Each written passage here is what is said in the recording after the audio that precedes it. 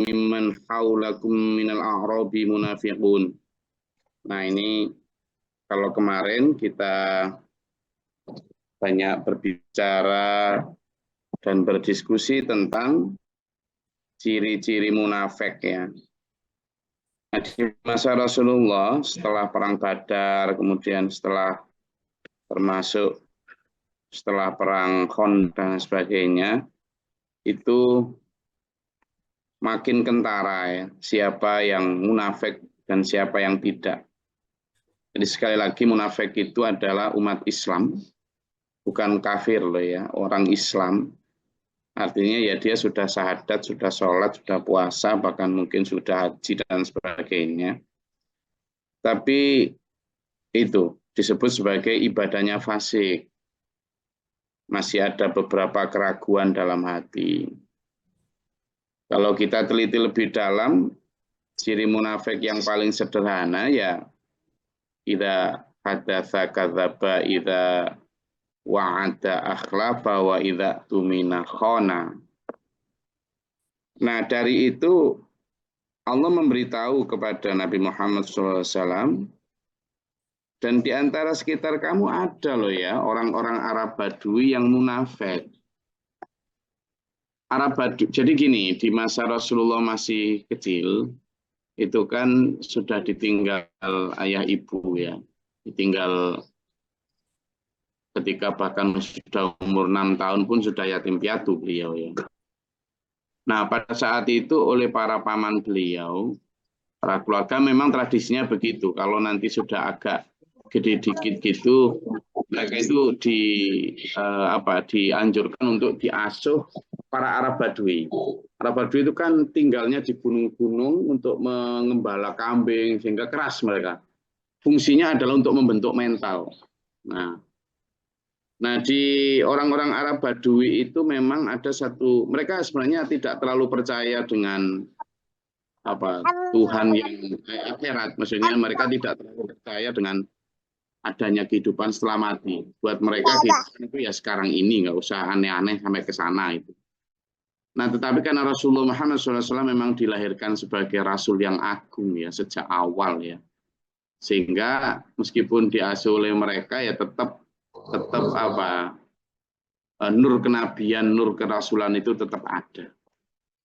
Nah, ketika besar kembali ke Mekah, kemudian diasuh kembali oleh Abdul Muthalib, kakek beliau, sampai kemudian besar. Nah, tapi ketika Rasulullah sudah diutus sebagai Rasul, itu memang saat itu belum ini. Waktu itu ketika di Madinah terutama, banyak orang yang masuk Islam itu karena apa? Karena ikut sukunya, karena perjanjian dan lain sebagainya. Wa min ahlil Madinati maradu 'ala nifaq. Ingat, Madinah itu sebelum jadi Madinah namanya kota Yasrib ya. Kota apa? Yasrib. Nah, di Yasrib ini sebelum Rasulullah hijrah ke sana, itu ya ada Nasrani, ya ada Yahudi, ya ada Majusi. Jadi penduduk Yasrib atau sebelum jadi kota Madinah, itu penduduknya beragam. Artinya mereka memang nggak mengenal Islam. Dan ingat, Rasulullah itu ke Madinah itu diundang loh ya. Diundang oleh siapa? Oleh orang Yahudi. Jadi orang Yahudi saat itu memang ada beberapa suku, dan suku yang terbesar itu kalau nggak salah namanya Bani Quraisyah dan Bani Nazir. Nah, mereka ini berantem, bertengkar, bertempur. Sudah lama tidak ada yang bisa tidak ada yang bisa mendamaikan. Nah, mereka mendengar di Mekah itu ada seorang yang bergelar Al-Amin, orang yang sangat bisa dipercaya, orang yang sangat suka mendamaikan orang. Mereka juga mendengar bahwa seorang sosok ini dulu pernah mendamaikan suku-suku Arab ketika akan memindahkan Hajar Aswad, dan berhasil, padahal perang terus waktu itu. Maka mereka ingin mengundang ke Madinah untuk mendamaikan dua suku besar ini. Sehingga mereka sebenarnya sudah berkali-kali itu meminta Rasulullah untuk pindah ke Madinah, tapi karena waktu itu belum ada perintah dari Allah sehingga Rasulullah belum. Nah, pada saat tahun ke-11 kenabian itulah Rasulullah tahun 10 masuk ke 11 itu Rasulullah kemudian hijrah itu.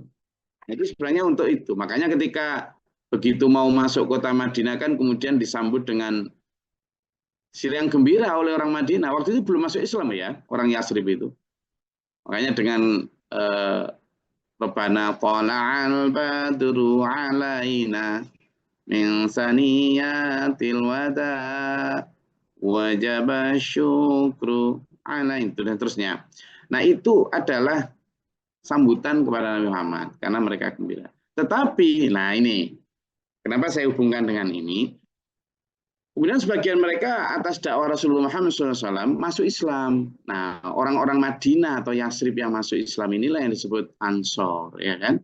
Mereka yang kemudian memberikan pertolongan terhadap para muhajirin yang kemudian bergelombang datang silih berganti setelah hijrahnya Rasulullah. Nah, tetapi, nah ini pada perkembangan selanjutnya singkat cerita, ketika Rasulullah ingin memperkuat posisi umat Islam, itu banyak melakukan koalisi dengan kabilah-kabilah atau tribes atau suku-suku yang ada di sekitar Jazirah Madinah. Mereka ini tersebar di gurun-gurun. Apa koalisinya atau perjanjiannya? Banyak yang diajak Rasulullah untuk ayo kita saling membuat fakta perjanjian. Kalau kamu diserang, maka kami akan bantu. Tapi sebaliknya kalau kami diserang, kamu juga bantu. Ini strategi hebat Rasulullah. Nah, sebagian dari suku-suku itu, terutama yang di Arab Badui tadi itu, mereka kemudian kepala sukunya itu masuk Islam. Nah, memang sudah tradisi kalau kepala sukunya masuk Islam, lalu anak buahnya juga masuk Islam. Tapi Islamnya anak buah ini kan Islam karena ikut siapa? Kepala sukunya. Sehingga Islamnya itu ya pokoknya ya syahadat, ya sholat, ya gitulah. Gitu. Kira-kira zaman sekarang ada nggak yang gitu? Islam yang karena memang banyak ya karena Islamnya, ya karena orang tuanya, karena lingkungannya, tapi dia juga tidak terlalu mengamalkan Islam. Nah inilah yang disebut di sini sebagai wa mimman haulakum minal a'rabi munafiqun. Orang ini Islam tapi ya pokoknya pengamalannya tidak terlalu. Wa min ahlil Madinah, dan dari sebagian orang ahli Madinah ini marodu ala nifak, tapi ada sebagian yang keterlaluan nifaknya itu. Dia tidak hanya sekedar tadi itu berbicara bohong ketika berjanji ingkar, ketika dipercaya wa idza tumina khona, ketika dipercaya berkhianat, tidak hanya itu, tapi dia juga sering menelikung Rasulullah dari belakang. Mereka ini begitu, terutama mereka tidak mau, kemarin kita sudah belajar bersama tentang mereka tidak mau, enggan kalau diajak untuk berangkat berperang, enggan, malas. Itu alasan kemarin kan ya tadiruna katanya gitu, banyak mengungkapkan alasan. Kita kemarin juga sudah menarik itu ke kondisi kita di zaman ini. Kira-kira kalau kita diajak dakwah, kita diajak berangkat untuk menyampaikan risalah ke pelosok-pelosok gitu, meninggalkan kerjaan gitu kan, kadang kita nggak mau toh, malas toh, takut karena nanti kerjaanku gimana dan lain sebagainya kan gitu ya. Nah itu berarti dalam hati kita masih ada apa nifak. Terus kita akui aja ya kan, misalnya sekarang ayo kita berangkat berdakwah kemana, ke Kalimantan, kemana, ke Papua, berapa hari? 40 hari, berapa hari? 3 bulan. Itu kan kita mikir itu. Nah, di masa itu, di masa Rasulullah, jihad fisabilillah bi amwalihim wa anfusihim, dengan hartamu dan jiwa raga, termasuk waktunya. Banyak yang tidak mau. Ya karena pertimbangannya logis sebenarnya. Yang kemarin saya sampaikan, perang Tabuk itu dilakukan pada saat apa? Pada saat paceklik. Nah, kalau orang nggak mau berangkat kan ya wajar. Tapi kewajaran itu ada yang namanya ya longgar, dia hartanya ya sehat, tapi diajak Rasulullah mau. Sudah pun tidak mau. Kemarin saya sebutkan ada beberapa tingkatan. Ada yang mau tapi ya ada yang tidak mau, tapi dia malah ngendor-ngendori orang biar tidak mau. Nah ini loh yang kemudian dimurkai Allah, disebut marodu ala nifaq ini. Sudah pun tidak mau, dia malas, tapi dia ngendori orang. Misalnya idza qamu lis-sholati qamu kusala, ketika dia berdiri untuk sholat berdiri dengan malas. Dia berangkat ngaji, ngaji pun dengan terpaksa. Kemarin ada yang sampai ketika bersedekah pun dengan karihun, dengan terpaksa. Sudah pun begitu, ngendori orang untuk tidak bersedekah. Loh, itu loh yang disebut di sini sebagai marodu alan nifaq. Lalu Muhammad, la ta'lamuhum, kata Allah. Kamu tidak tahu mereka, Muhammad. Tidak tahu, saking apa? Samarnya mereka menyembunyikan kemunafikannya. Kenapa? Ya mungkin secara lahir mereka ya ikut sholat, ya ikut ngaji, begitulah. Kamu tidak tahu mereka, Muhammad. Loh, sekarang gini dulu. Kalau Rasulullah Muhammad Sallallahu Alaihi Wasallam adalah hamba Allah yang begitu ma'rifat, yang begitu awas, waspada, betul sedik peningali, kalau saya bilang. Saja, kata Allah, kamu tidak tahu mereka, Muhammad. Apalagi kita. Apalagi kita. Ya kan? Nggak tahu. Siapa dia munafik? Nggak tahu. Maka yang paling mungkin kita lakukan adalah meneliti diri kita sendiri. Kira-kira kita ini munafik nggak? Itu ya paling pas, paling selamat itu. Ya dengan cara meliti itu tadi. Kita ini ketika diajak untuk sholat jamaah di masjid, malas nggak? Kalau malas, ya berarti ada nifak. Gampang gitu aja. Wah, Gus, kok pengajiannya keras? Enggak keras, ini untuk meneliti diri sendiri. Ketika diajak berangkat untuk berdakwah, berjihad, baik dakwah sosial, misalnya bakti sosial, dakwah pendidikan, misalnya diajak ngajar di mana, ya kan? Dakwah macam-macam nih. Kemudian ketika diajak bersedekah dan sebagainya. Lalu kata Allah, nahnu na'lamuhum, kami yang mengetahui mereka. Sehingga kemudian Allah memberitahu kepada Nabi Muhammad SAW, lalu Nabi Muhammad tahu, gitulah. Jadi Rasulullah Muhammad SAW itu tahu, tapi pemberitahuannya pun dari Allah. Karena kalau sebagai dari sisi basyarnya Rasulullah, tidak tahu, saking, yaitu kemarin, dalam ayat sebelumnya kan kita pelajari, Muhammad, kata Allah, kamu jangan kagum loh ya, mereka itu cara bicaranya mengagumkan kamu. Jisminya juga, jisimnya, jasadnya juga gitu, bagus, hartanya banyak, anaknya pinter-pinter, mereka kalau membaca kitab juga luar biasa. Jangan terperdaya oleh itu. Nah, ini yang dimaksud dengan kami yang tahu loh, Mas. Bahkan nanti akan diceritakan dalam ayat selanjutnya itu, mereka membangun masjid. Nah, mereka membangun masjid, nanti akan diceritakan dalam ayat-ayat selanjutnya. Besok kita akan kaji itu. Bangun masjid. Dan masjidnya lebih baik daripada masjidnya Rasulullah. Kurang apa coba? Itu. Nah, di sini disebutkan, kalau sanu'adzibuhum marrataini tsumma yuraduna ila adzabin adzim. Kemudian kami akan mengazab mereka 2 kali. Bukan hanya 2 kali di dunia, tapi sampai 2 kali di akhirat. Wa akharuna i'tarafu bidzunubihim khalaqu amalan shalihan wa akhara sayyi'an.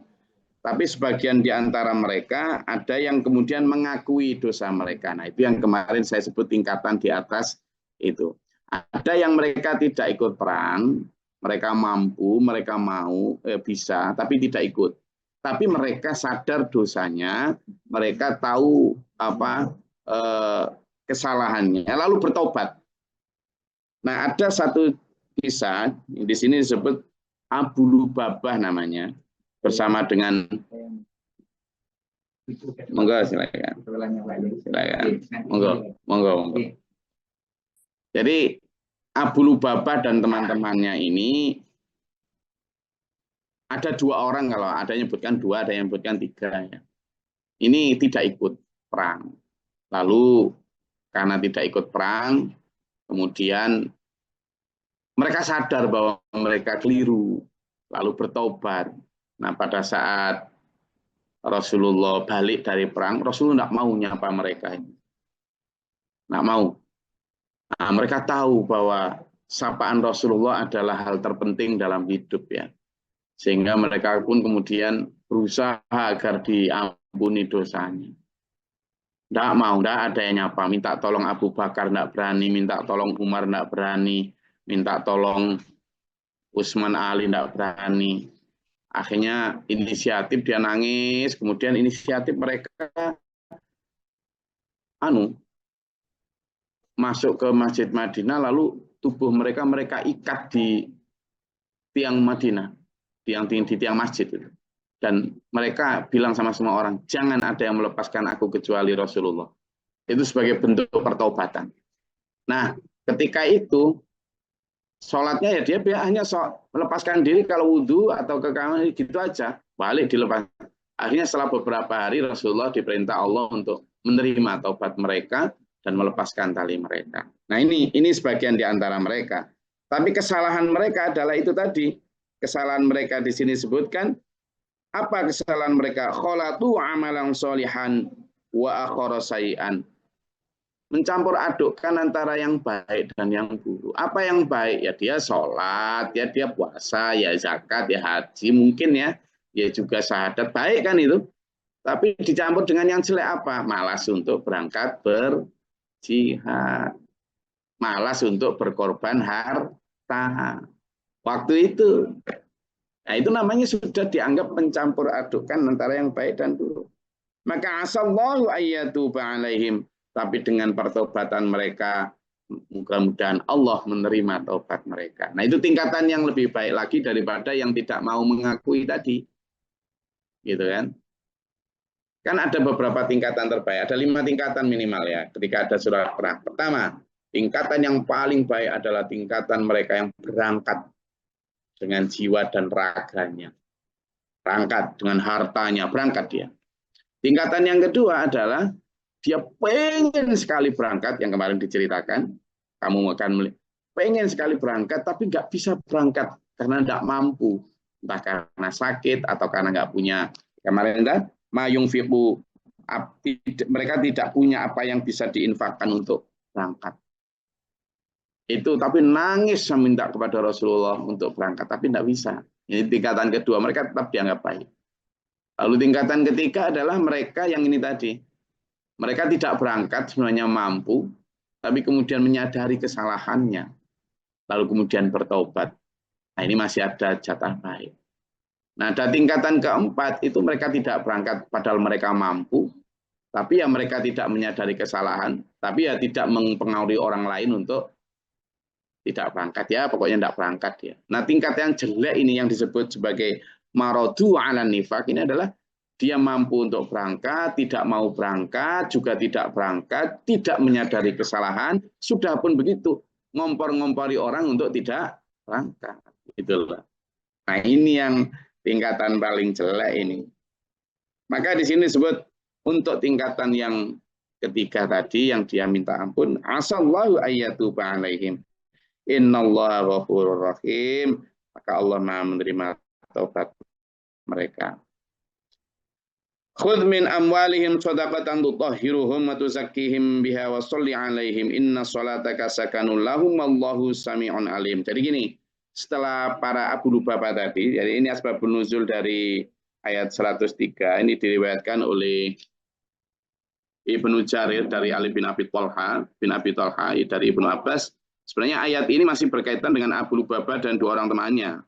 Setelah dilepaskan talinya oleh Rasulullah itu, lalu mereka berkata, wahai Rasulullah, masih meskipun sudah diampuni dosanya, ini harta kami ya Rasul, sedekahkan harta tersebut atas nama kami dan mohonkan ampunan untuk kami. Jadi dia sudah bertaubat, gitu kan?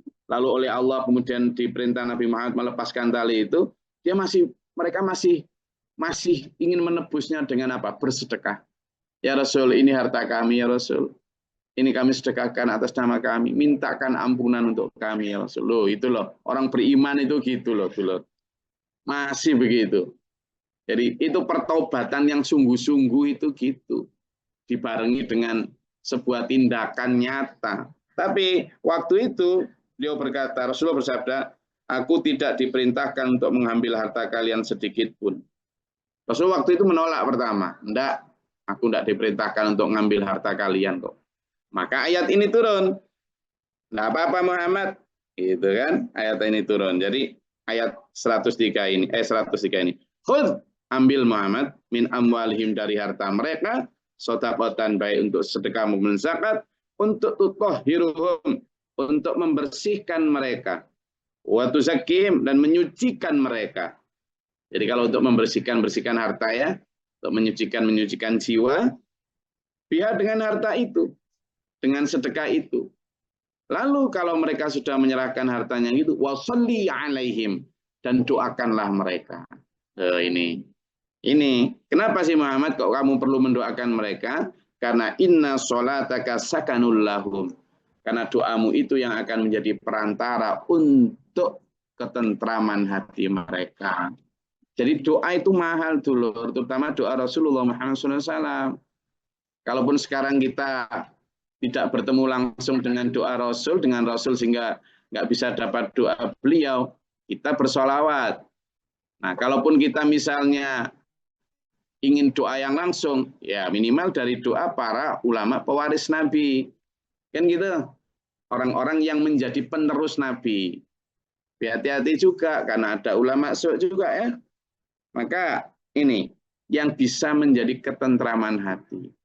Saya mau tanya sama sampean. Sampean pengen punya Rolls Royce yang tipe khusus atau Lamborghini Aventador, atau pengen punya mansion di Malibu, California sana, itu kira-kira tujuannya untuk ketentraman toh? Iya toh? Ya enggak? Untuk kebahagiaan toh? Halo? Ya toh? Nah, padahal kata Allah, ada yang benar-benar akan menenteramkan hatimu. Apa? Doa Rasul, doa orang-orang yang melanjutkan perjuangan beliau yang tulus.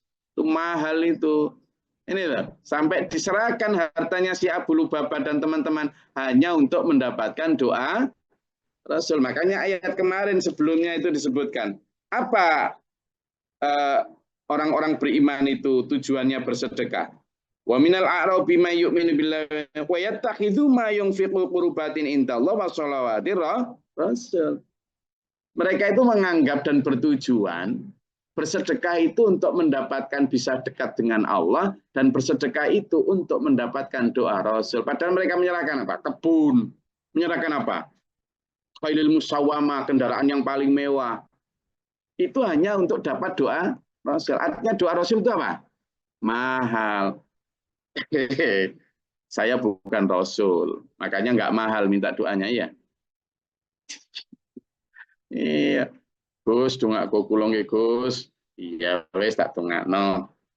Ya, mahal doa itu, apalagi kemudian bisa membuat hati kita tentram. Kadang kita minta doa itu, kadang diremehkan doa itu. Aku nggak iso nyangoni uang, wis tak sangoni doa. Loh, uang sampean berapa masih? Mahalan doa, apalagi kalau doa orang-orang yang dekat kepada Allah itu mahal. Kadang hanya, saya mau tanya sampean, kalau punya hajatan, lalu ngundang orang untuk doa, itu sampean kasih amplop berapa sih? 100.000 ya? Iya, Gus. Murah Mas ya, aku makanya nggak mau aku sama. Makanya aku nggak pernah mau nerima amplop dari gitu-gitu, karena itu menganggap murah. Landungo nih Rasulullah, kan Rasul, Gus. Lah ya kalaupun kita nggak Rasul ya separuhnya lah. Enggak, saya nggak akan minta itu. Tapi ayo kita hargai doa itu. Jadi jangan menganggap doa itu kayak remeh gitu loh. Ini karena manusia berpatokan materi, tapi di mata orang-orang terdahulu yang beriman itu doa itu mahal dulur, mahal. Ini loh. Sampai bahkan saking menghibah-hibahnya diminta agar dapat doa Rasul, diserahkan hartanya. Itu Rasulullah nggak mau, masih ngotot diserahkan. Nah, untungnya Allah kemudian menerima. Ambil Muhammad, gitu. Alam ya'lamu annallaha huwa yaqbalu taubata 'an ibadihi wa ya'khudhu shadaqati wa annallaha huwa tawwabur rahim.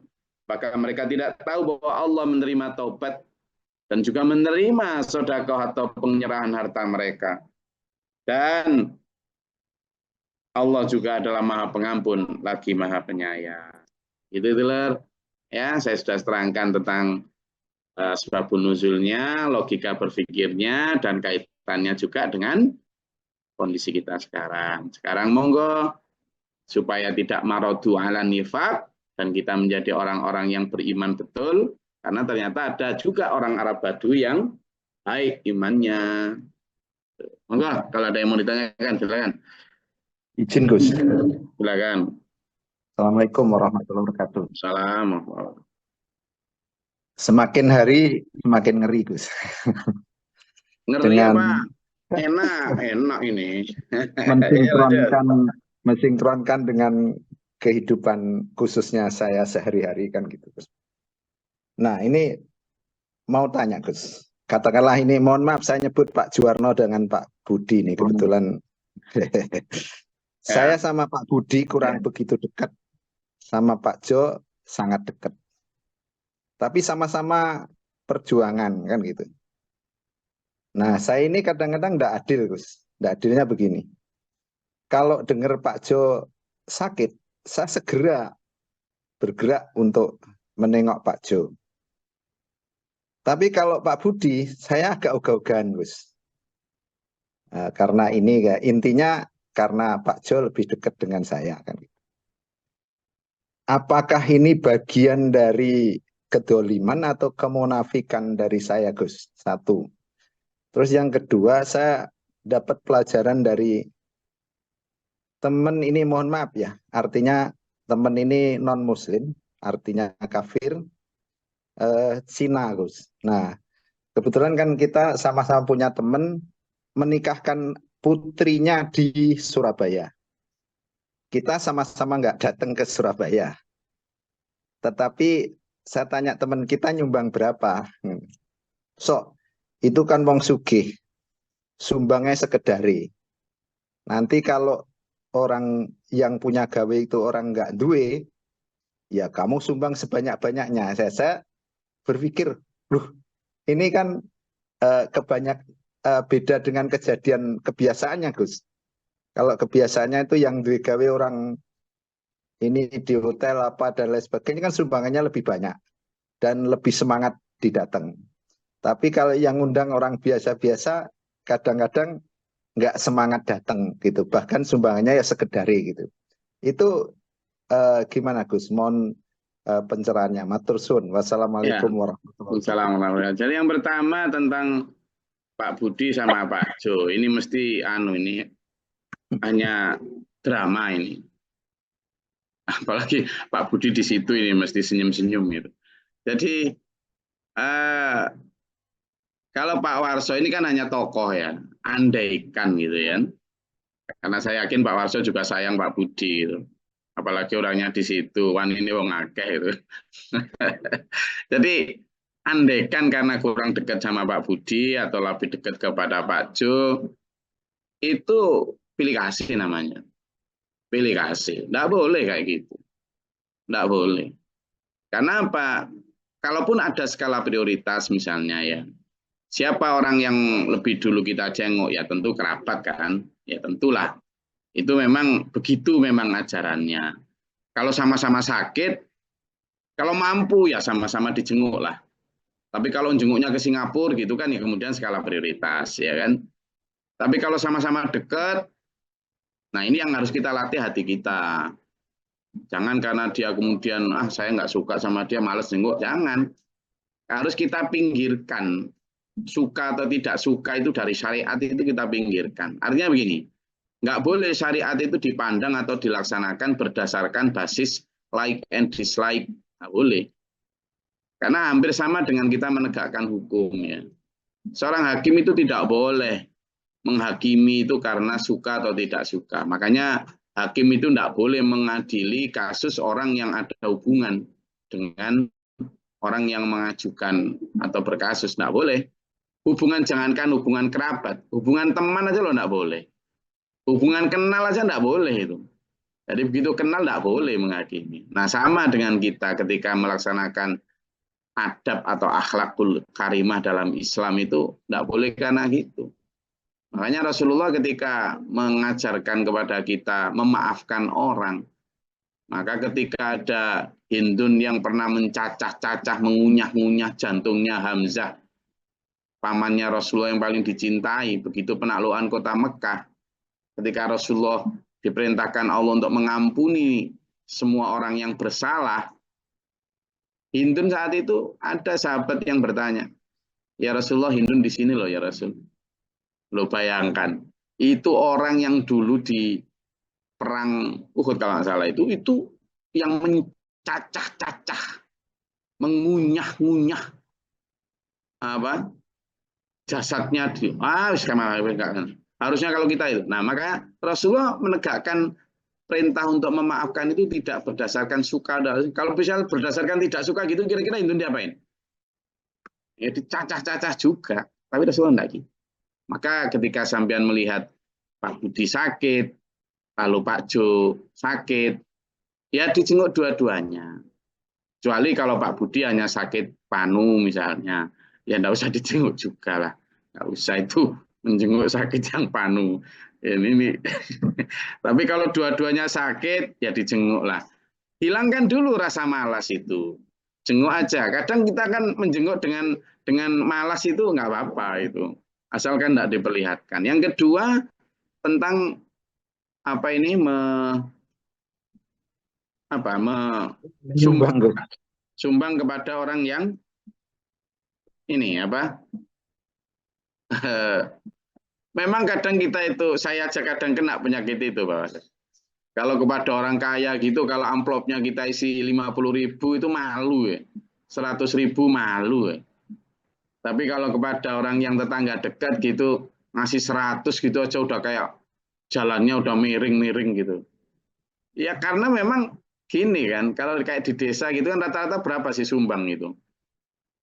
Berapa? 20, 50. Ada yang berapa? Kadang berapa di sini? 20.000. Ada yang cuma 20, 25.000. Nah, ngasih 50, ngasih 100 sudah banyak. Tapi kalau sama diundang misalnya di Ritz Carlton gitu misalnya, atau di Nusa Dua sana, ya ngamplopis gitu kan malu. Nah ini sebenarnya memang mindset yang perlu dirubah. Orang kaya tidak selalu harus diberikan banyak. Apalagi itu. Maka kalau niatan sedekah ya orang miskin kasih banyak itu baik memang. Tapi kalau niatannya syiar beda lagi. Rasul juga pernah memberikan sedekah kepada orang kaya lebih banyak, ada itu, pernah itu. Tapi niatnya apa? Syiar, menaklukkan hatinya. Masa sampean mau ke sana syiar menaklukkan hati orang kaya? Kalau memang niatannya itu ada dasar gitu. Tapi kalau niatannya karena gengsi, nah itu yang salah itu ya. Gitu aja. Maka ada lagi? Matur suwun, Gus. Ada yang mau bertanya atau menyatakan sesuatu terkait dengan ayat ini tadi? Izin, Gus. Ya, Dari silakan. lanjut. Monggo dari Nganjuk. Nyuwun sewu, Gus, ini berkaitan dengan orang yang mengambil hak orang lain, katakanlah mencuri atau kita korupsi, itu akan termasuk bagian dari nifaq, Gus. Nyuwun sewu juga. Itu saja, Gus. Gini, mencuri, korupsi itu maksiat yang berbeda. Maksiat yang berbeda, ada hukumnya sendiri itu. Tidak harus menjadi munafik untuk bisa mencuri, ya kan? Tidak harus bisa menjadi munafik. Ada diceritakan dalam sebuah peperangan itu, ada yang meninggalnya itu meninggal dalam keadaan tidak baik karena dia menyembunyikan satu di antara rampasan perang yang ya mencuri lah intinya. Nah, dia tidak harus menjadi munafik untuk bisa mencuri gitu. Artinya apa? Munafik atau tidak munafik, dia meskipun misalnya tidak punya ciri-ciri munafik, tapi kemudian mencuri, ya hukumnya sudah kena hukum mencuri itu. Nah, apalagi kalau kemudian dia punya ciri munafik lalu mencuri, yang tambah-tambah gitu kan. Kayaknya memang ini pembahasan yang berbeda kalau itu. Kenapa? Karena Saya lo enggak pernah mencuri, saya lo enggak pernah ngerampok. Saya ini Islam yang baik. Belum tentu. Coba kita lihat ciri-ciri munafiknya, kan gitu. Jadi beda bahasan, sehingga bisa jadi double itu, tapi ya bisa jadi nggak double. Munafik tidak selalu mencuri, tapi orang mencuri juga tidak selalu munafik. Mencuri kena hukuman itu tadi. Saya rasa itu kajian kita. Ada lagi? Oke, cukup ya. Saya rasa itu kajian kita pada pagi hari ini. Tetap semangat, insya Allah.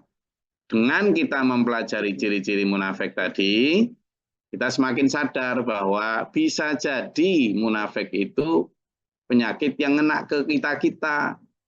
Siapapun pasti dapat lah. Saya aja yang damping sampean gini kadang itu masih di hati itu kalau pas waktu capek gitu mau ngimami ke masjid itu kadang kan ya ada rasa digoda setan malas itu kan ada itu. Manusiawi itu. Manusiawi. Menjadi saitoni ketika dituruti gitu lah. Kalau cuma sekedar malas, aduh kok malasnya gini ya. Nah, lawan itu, nah sampean mukmin. Kalau kemudian malas itu manusiawi lalu sampean turuti, nah itu munafik gitu loh. Jadi sebenarnya manusiawi. Berat untuk menyedekahkan harta gitu. Manusiawi sebenarnya. Tetapi kalau sampean turuti menjadi tidak bersedekah, nah itu munafik gitu loh. Tapi kemudian ketika sampean cegah sampean lawan itu, nah sampean menjadi orang yang beriman. Nah, ayo menjadi orang yang beriman ya.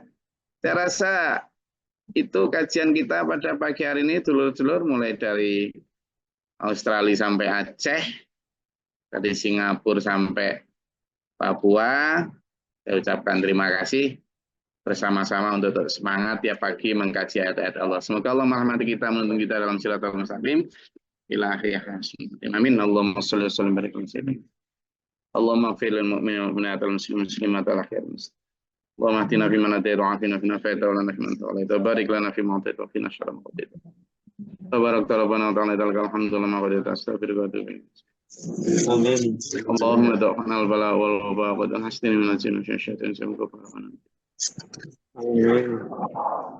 امين ربنا آمنا فاكتبنا مع الشاهدين ربنا لا تزغ قلوبنا بعد إذ هديتنا وهب لنا من لدنك رحمة آمين ربنا هب لنا وارحمنا أنت مولانا وانصرنا على الكافرين أنت مولانا وانصرنا على المنافقين أنت مولانا آمين آمين أنت مولانا وانصرنا على الكافرين أنت مولانا وانصرنا آمين ربي أعوذ بك من همزات الشياطين وأعوذ بك رب يحضرون برحمتك وانصر لنا باب رحمتك اللهم أنزل علينا رحمة بيدك وقت الأمطار آمين اللهم أفرغ لنا صبر وثبت مننا فانصرنا على الكافرين اللهم فاطر السماوات والأرض عالم الغيب والشهادة رب العالمين أعوذ بالله من شر البلاء والوباء درك الشقاء وسوء القضاء وشماتة الأعداء اللهم نسألك الهدى والتقوى ربنا هب لنا من أزواجنا وذرياتنا قرة أعين واجعلنا للمتقين ربي اغفر لي ولأخي ولوالدتي ولذريتنا من أصحابنا إنك أنت السميع العليم إن الله لم يدع الصدور ومسره لعبادنا الله على كل شيء قدير Alhamdulillahirrabbilalamin. Wassalamualaikum warahmatullahi wabarakatuh. Waalaikumsalam warahmatullahi wabarakatuh. Allahumma bil Qur'an waj'alhu lana imaman wa nuran